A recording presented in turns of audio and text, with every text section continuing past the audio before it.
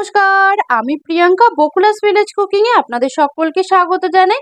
আজকে আপনাদের সাথে নতুন একটা রেসিপি শেয়ার করব, বাচ্চা থেকে বড় সকলেরই প্রিয়। আর উপকরণ দেখে তো আপনারা বুঝেই গেছেন আজকে আমি বানাবো পায়েস। তো চলুন আজকে রেসিপিটা শুরু করা যাক। পায়েসের জন্য আমি এখানে 50 গ্রামের মতো গোবিন্দভোগ চাল নিয়েছি। সেই চালটাই আমি ধুয়ে নেব, একটা পাত্রের মধ্যে নিয়ে নিচ্ছি। চালটা খুব বেশিবার ধোবার দরকার নেই, একবার অল্প জল দিয়ে ধুয়ে নিলেই হয়ে যাবে। নাহলে চালের যে গন্ধটা, সেই গন্ধটা চলে গেলে কিন্তু পায়েস খেতে ভালো লাগবে না। একবার আমি জল বদলে ধুয়ে নেব। দেখুন আমি জল পাল্টে ধুয়ে নিয়েছি চালটা। এদিকে আমি গ্যাসের মধ্যে একটা পাত্রে জল বসিয়ে জলটা গরম করতে দিয়েছিলাম। এই জলের মধ্যে আমি দিয়ে দেব চালটা।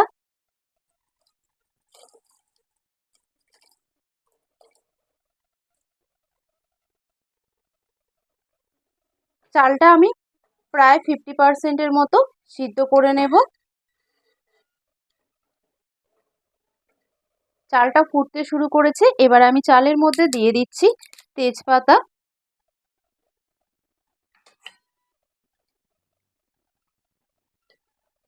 আর দিয়ে দিচ্ছি 4টে ফাটানো এলাচ। দেখুন চালটা প্রায় 50% মতো সিদ্ধ হয়ে গেছে। এবারে আমি দিয়ে দেব এখানে দুধ। আমি এখানে 50 গ্রাম চাল নিয়েছি। সেই 50 গ্রাম চালের মধ্যে আমি দিয়ে দিচ্ছি 500 গ্রাম দুধ। আপনারা চাইলে পুরো রান্নাটাই দুধ দিয়ে করতে পারেন। দুধটা দেওয়ার পর গ্যাসের ফ্লেমটা একদম হাই করে খুব ভালোভাবে একবার ফুটিয়ে নেব। আর দুধ দেওয়ার পর এরকম ভাবে কিন্তু নাড়াচাড়া করতে হবে, নাহলে পায়েসটা নিচে লেগে যেতে পারে।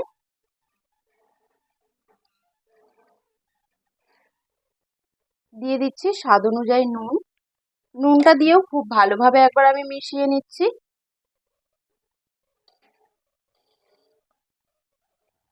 দেখুন এবার ফুটতে শুরু করেছে। গ্যাসের ফ্লেমটা আমি এবারে মিডিয়ামে করে দেব।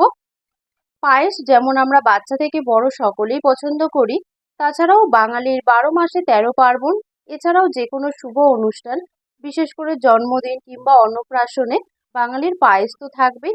পায়েস বাঙালির একটা ঐতিহ্যবাহী খাবারের মধ্যেই পড়ে। আর এই পায়েসটা আমি আমার মায়ের থেকে শিখেছি। মা খুব সাধারণভাবেই বানায়, খেতে দারুণ হয়, তাই ভাবলাম আপনাদের সঙ্গেও রেসিপিটা শেয়ার করি।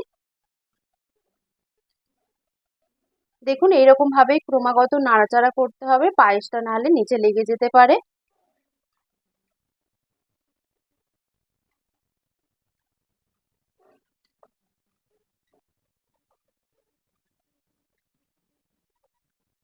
এবার আমি এখানে দিয়ে দিচ্ছি বাতাসা। বাতাসাটা দিলে কালারটা খুব ভালো হয়, তাই আমি দিচ্ছি।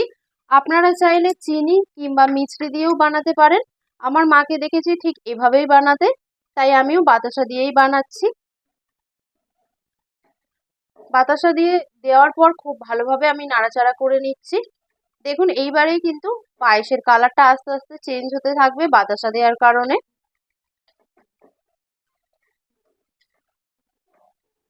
এবার আমি পায়েসের মধ্যে দিয়ে দিচ্ছি আগে থাকতে ভিজিয়ে রাখা কাজু আর কিশমিশ। আপনারা চাইলে কাজু কিশমিশটা ঘিয়ে ভেজেও দিতে পারেন।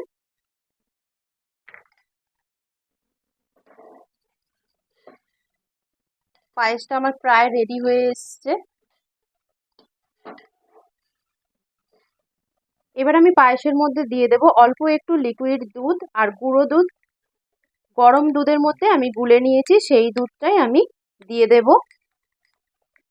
গুঁড়ো দুধটা দিলে পায়েসের টেস্টটা দারুণ হয়। দিয়ে দিলাম গুঁড়ো দুধটা। আরো একবার খুব ভালোভাবে মিশিয়ে নিচ্ছি।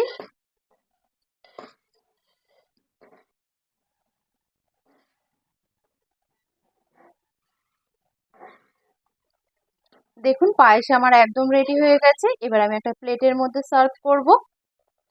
তো দেখতেই পেলেন পায়েসের রেসিপিটা আপনাদের সঙ্গে খুব সহজ করে দেখানোর চেষ্টা করেছি। আজকের এই রেসিপিটা আপনাদের কেমন লাগলো অবশ্যই কমেন্টের মাধ্যমে জানাবেন। ভালো লাগলে একটা লাইক করবেন, শেয়ার করবেন। আর এরকম নতুন নতুন রেসিপি পাওয়ার জন্য আমার চ্যানেলটা সাবস্ক্রাইব করে পাশে থাকা বেল আইকনটি প্রেস করে রাখবেন, যাতে আমি ভিডিও দেওয়ার সাথে সাথে আপনারা খুব সহজেই দেখতে পান। আর যারা ফেসবুক পেজ থেকে দেখছেন, পেজটা অবশ্যই ফলো করে দেবেন। ভালো থাকবেন, সুস্থ থাকবেন। খুব তাড়াতাড়ি দেখা হবে আবার নতুন কোনো একটা রেসিপির সঙ্গে।